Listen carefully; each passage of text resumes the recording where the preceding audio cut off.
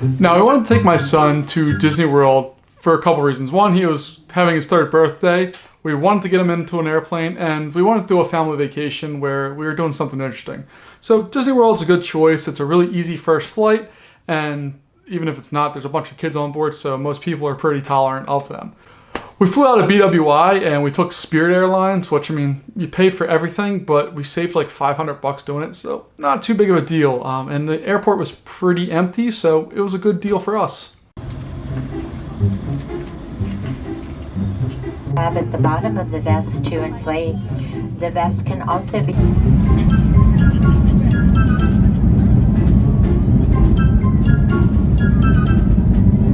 We did the Magical Express from Orlando to Disney World, so we didn't have to really do anything, and we stayed at the Art of Animation. We actually stayed at the car suite because my kid loves anything with wheels, and he loves cars, and it was just an easy choice.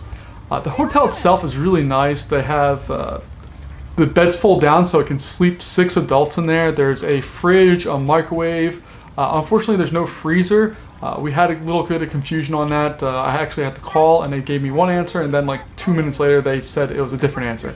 There are no freezers, it is just fridges. And then the design of the hotel, where we were staying, it was just a whole bunch of cars. You can go up and touch them, get pictures with them. It was just really cool. My boy loved it, and I would highly recommend, if your kid is into cars at all, to stay at this resort because it is awesome. So after I got checked in and all that, really all we did was go to Disney Springs. We walked around for a little bit, played at the T-Rex place because it was mobbed and no chance of reservations. And then we wound up having dinner at the Boathouse, which was exquisite. Their burgers, thing of perfect. I mean, it was so good. If you have a chance to go to the Boathouse, do it. It's awesome.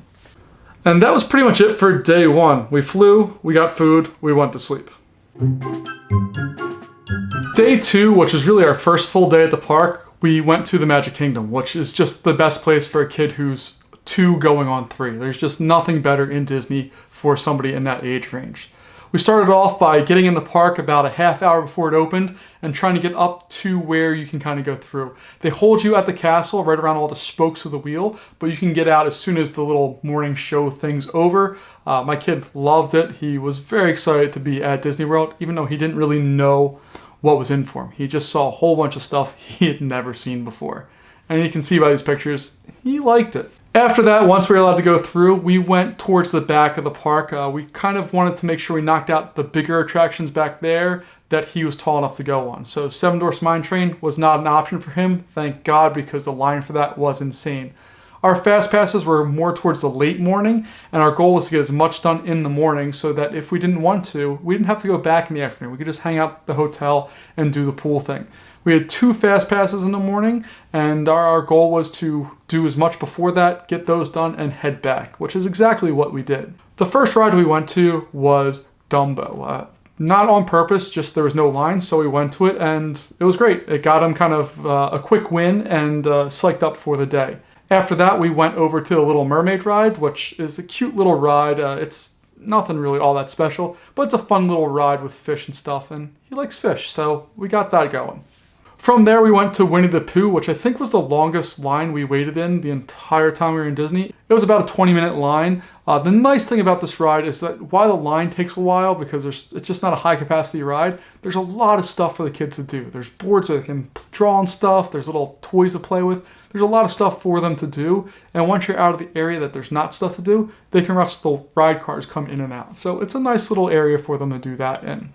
After that, we jumped all the way over to sort of the other side of the park. It's really like a 2-minute walk, but basically the other side of the carousel. We went to Small World and did that. Again, pretty much walked right on. By this time, it was only about 10 o'clock and we had done 3 or 4 rides, and it was really, really going nice. We stopped for a quick bathroom break, and then we used our Fast Pass reservation for Peter Pan. If you're going to Disney at all and you want to go on this ride, please Fast Pass it. Every other ride in the park was a 10 to 15 minute wait or so. This ride was a 65-minute wait, just because it doesn't have capacity to go through. I didn't really get any footage of it because it's a really dark ride, but my kid loved it. Flying around in the little pirate ships, he was all about it. After we were done there, we went over to the teacups. So we're kind of going back and forth between the parks, but that's just how the lines worked. And if you don't have the Disney My Experience app, get it. It shows you the wait times for all of the rides, and it's updated really regularly. It sometimes takes a little while to load. It's a little clunky sometimes. But man, you can really plan out your visit because you can see exactly how long it's going to take you to go through the various rides.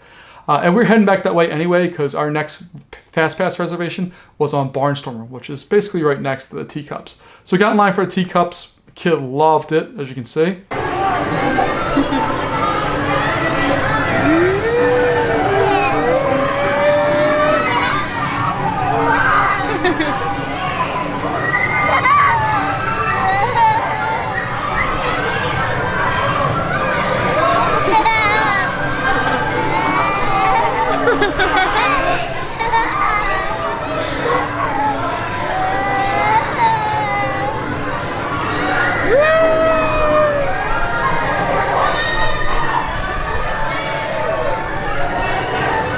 You want to go super fast?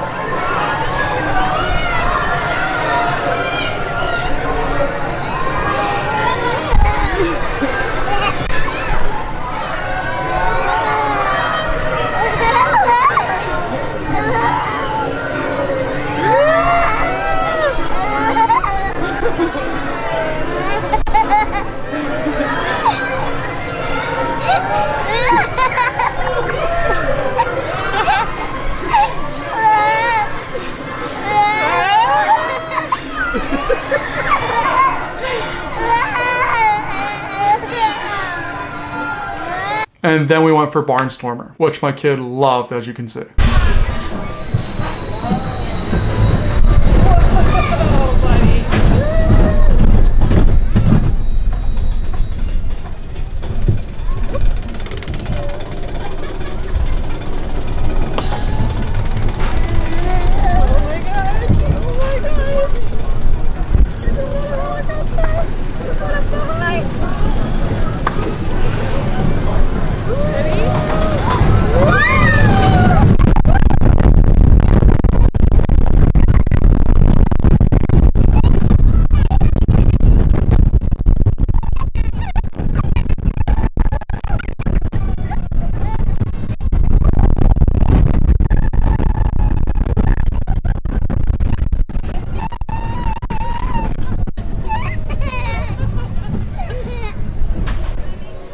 So after just purely laughing for that entire time, those two rides were his absolute favorite, no questions asked. Barnstormer and Teacups, my kid loves. He was a little daredevil, loved it.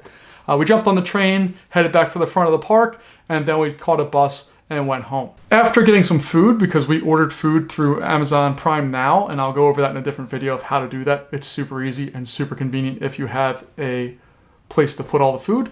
We went back to the park. We had a Fast Pass reservation for Pirates of the Caribbean, and he liked it for the most part. He liked the songs. It was a little dark for him. He likes the boats, but it was just a little dark. But he liked it. And then we went through and went on the carousel, and we just kind of wandered around the park for a little bit. We got some food, went back to the hotel, and went to sleep somewhat kind of maybe early. Probably the earliest we went to sleep the entire visit.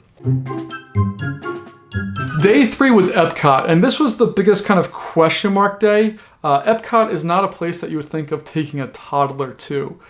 There's not a lot to do in the park as far as rides are concerned, and the rides that there are, should I say, a little aged up. Like you can't do Test Track, you can't do Mission Space, can't do any of the other bigger rides there, and there's going to even be more big rides there in the near future because they're building like crazy in Disney.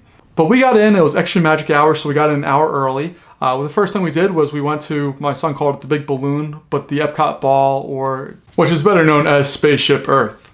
So we went on that. That ride is a little old for him. He enjoyed parts of it, but it kind of wasn't his deal. So we went on that, but still really early. There's no line. We walked right on it, which was great. From there, we went over to Nemo and Friends, saw that. Another cute little ride, nothing too big a deal. I really missed the Seas. I thought the Seas was a lot better of a ride than the Nemo one, but I get it. It fits with the Disney characters. And then we went into the area where they kind of get to explore. So we saw the fish, and that's probably my kid's favorite part of EPCOT was looking at the fish inside of what used to be the Seas. He loved it. We just sat there for probably a good half hour going through there. We tried to do the crushed turtle talk. He was a day before being 3. He wasn't really ready to sit down for that. So we left after about a minute of crush talking, and we went to go look at the fish again. From there, we went over to Imagination, which with Figment and all that, it's an okay ride. It's not the best, but there's no line. And for the most part, my kid loved it. The little interactive area after that, he loved. He had a great time with that. And then we went over to the land to go on that ride, which he liked sort of. The thunderstorm at the beginning freaked him out a little bit. And again, it's a slow ride.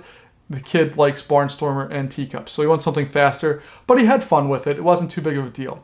After that, we went to the Garden Restaurant, or the Garden Grill, I guess it's called, which is above the land, and it's a rotating restaurant. So you sit down and you rotate basically 360 during your meal. It's served family style. There's characters that come out. We started with Pluto. Kid was not having it. Chip and Dale came. Kid was not having it. Mickey loved him. He came through and absolutely loved having Mickey there. And then we had all our food. We left. Oh, also, they have Mickey Mouse pancakes with Nutella on there. Melted Nutella. Perfect.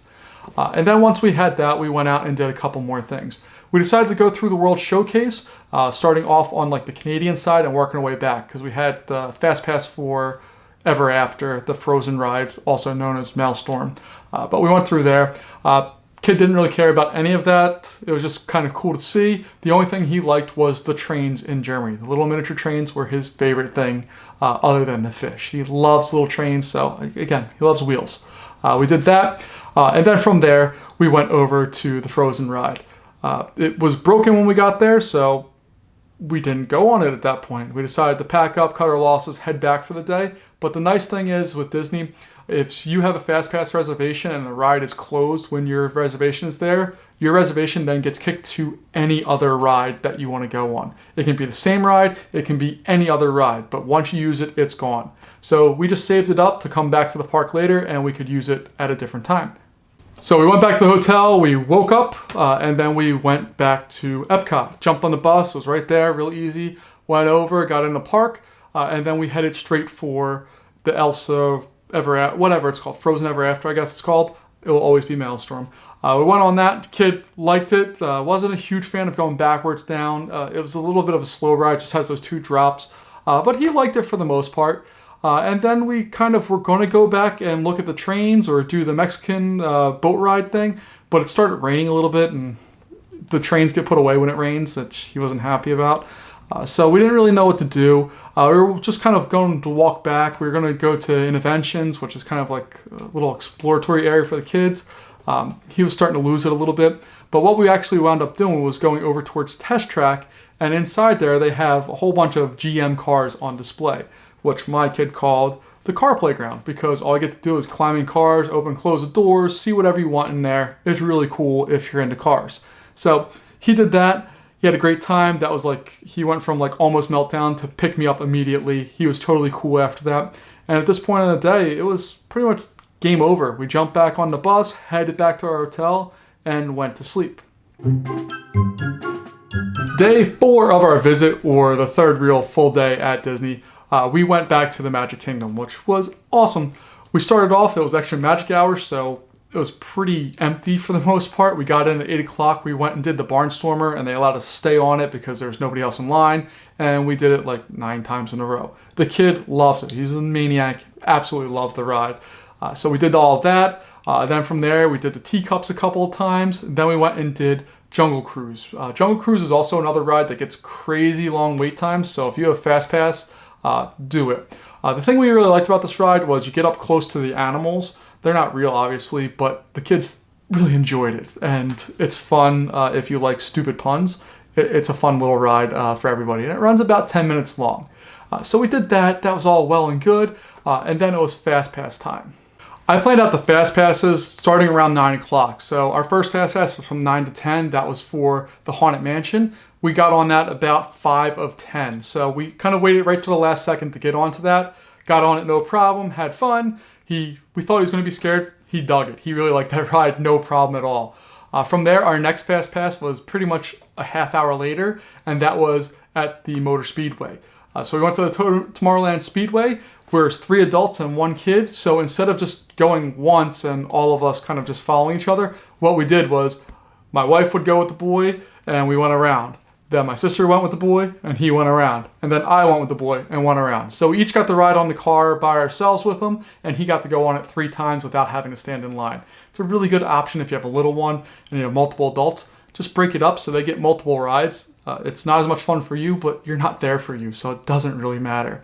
And then right after that ended, our next Fast Pass at 11:40 was to go on Buzz Lightyear's spin, which was almost an hour wait at that point. So we jumped right in line. We were on it within 5 minutes. He didn't really understand it all that much. He liked to hold on to the panel, but I had fun destroying my sister in scores. Like, I destroyed her. And then we went back to the hotel. He fell asleep. We got up and we actually decided not to go back to the park. This was like our last afternoon in Disney. So we didn't go back to the park because we did pretty much everything you can do with the little ones. We didn't go on the Astro Blasters and we didn't go on the Aladdin ride, but they're the same thing as Dumbo in my opinion, and the lines aren't worth waiting the time for them.